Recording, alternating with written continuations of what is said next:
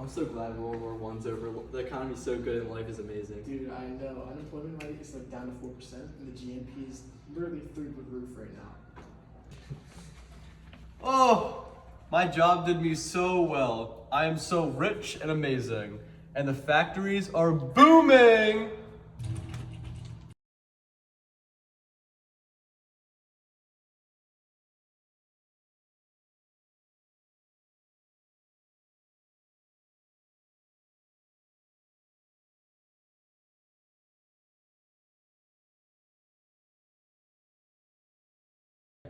Everyone's living so well, but there's a darkness coming soon. No! The country's GNP dropped by 17%. What am I gonna do? You think your life sucks? I have no job. This is way worse for me.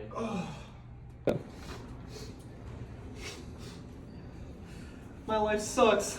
I have no job anymore. The factories aren't producing anymore. Without the war, I have nothing anymore. Nothing. This sucks! In response to the contraction, the government took a path that shocks modern economists. Instead of pumping money into the economy, they chose a strict policy of laissez-faire budget slashing and monetary tightening.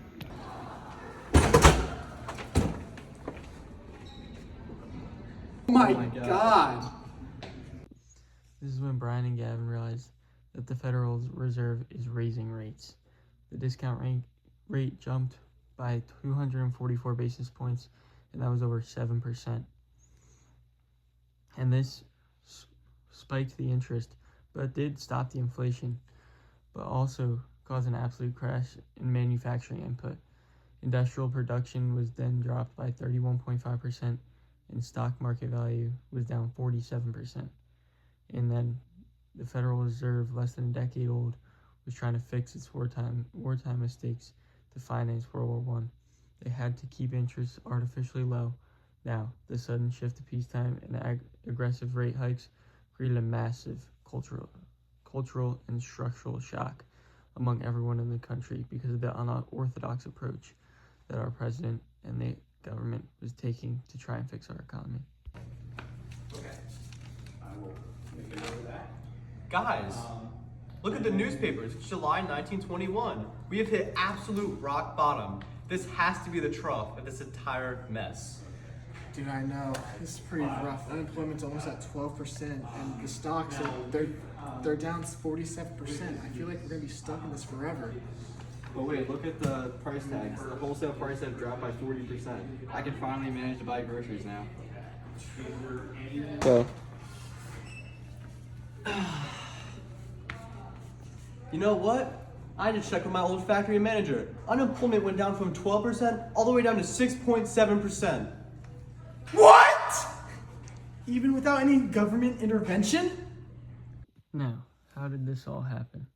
How did this massive 17% decline in GNP resolve itself in just 18 months? It still, to this day, is one of the most debated moments in economic history because the free market works. In the 1920 fiscal year, federal spending was nearly halved, from $6.4 billion to $3.3 billion.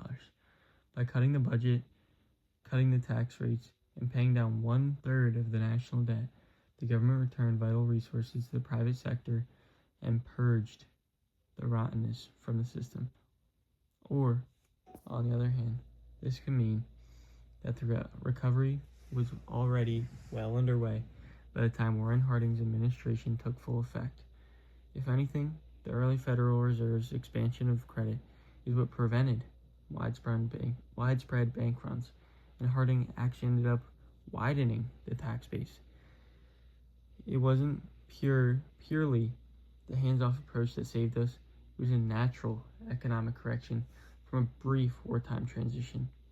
Although these are two very different points, there are two that could be taken and defended by many people, and that are taken and defended by many people.